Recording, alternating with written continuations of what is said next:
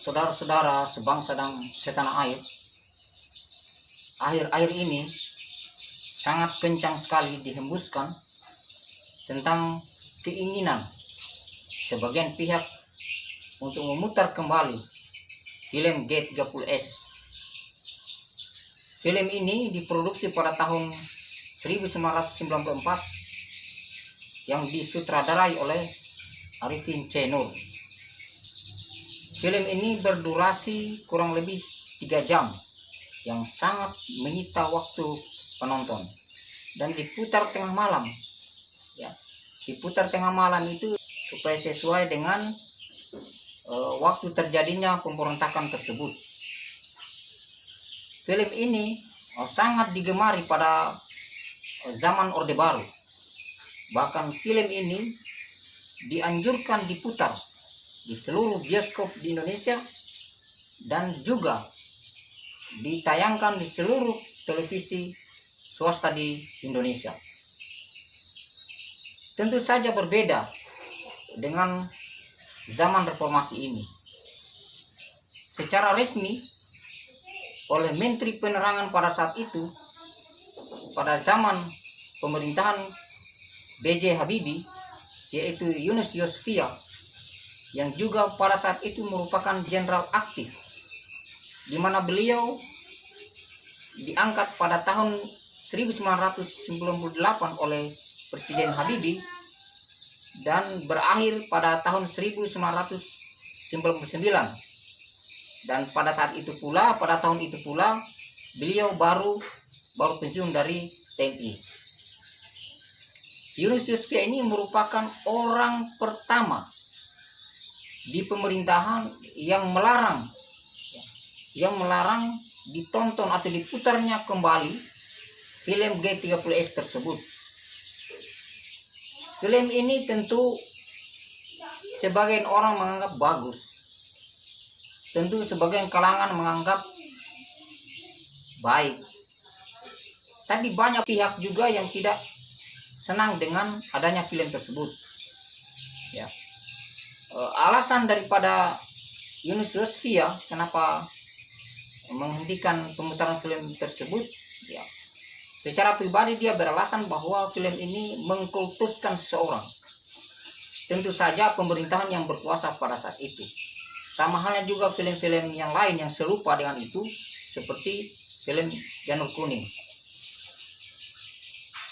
Kemudian lewat Kementerian Penerangan, ya, menjelaskan bahwa film ini tidak lagi diputar karena sudah sering diputar. Ya. Olehnya itu, apa relevansinya? Ya.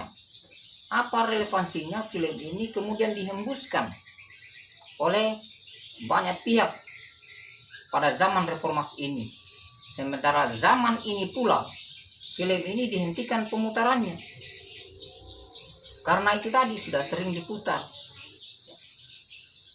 Sebenarnya banyak sekali peristiwa-peristiwa yang mengerikan, peristiwa-peristiwa jahanam yang terjadi di negeri ini.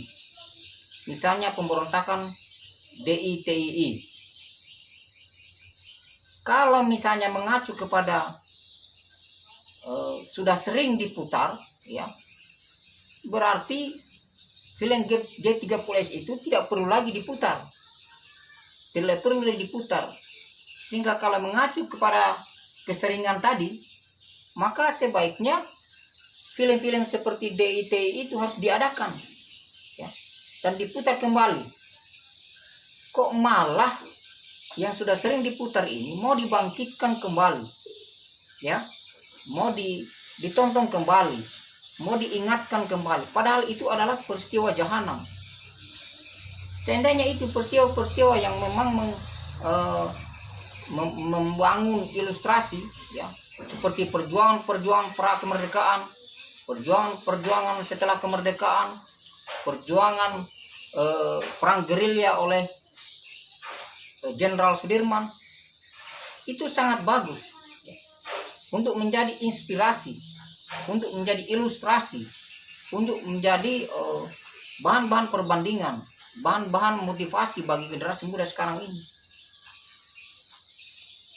Film ini G30S itu kurang lebih 800 juta menghabiskan biaya ya, yang diproduksi oleh Perum Produksi Film Negara ya, pada tahun 1994. Berbagai kalangan hari ini ya, bahkan beberapa sejarawan itu tidak menginginkan untuk film ini diputar kembali. Dasarnya apa? Ya dasarnya karena sudah pernah dihentikan pemutarannya oleh Menteri Penerangan. Dan pula hari ini ya, hari ini kan zaman reformasi, zaman dimana kita diberikan suatu kebebasan untuk berkreasi. Tentu saja bukan kebebasan untuk melakukan hal-hal yang buruk, tetapi kebebasan bagaimana membangun karya, membuat karya, menghasilkan karya-karya nyata untuk masa depan bangsa dan negara. Generasi hari ini perlu diisi dengan berbagai hal-hal yang positif, baik itu di wilayah film, baik itu di ranah politik, baik itu di ranah bisnis, maupun hal-hal lain.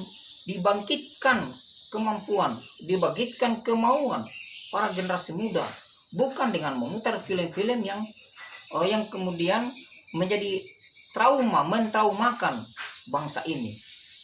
Apakah ini ada hubungannya dengan politik? Tentu ya, karena peristiwa itu juga adalah peristiwa politik. Sehingga kalau orang hari ini, orang-orang yang mengatakan ingin membangkitkan, ingin agar film ini diputar kembali, tentu punya arah-arah politik. Tentu saja mereka yang tahu arah politik itu. Tetapi tidaklah salah ya kalau masyarakat juga berspekulasi ya, berpandangan liar bahwa mereka itu sebenarnya ingin berkuasa di negeri ini dengan cara-cara seperti itu. Tentu saja sah-sah saja untuk berkuasa, tetapi ini merupakan pelajaran yang buruk bagi generasi yang akan datang. Bukan membangun visi yang benar, bukan membangun visi misi yang baik untuk membangun suatu kreativitas agar menjadi inspirasi generasi muda untuk membangun bangsa dan negara. Demikian, terima kasih.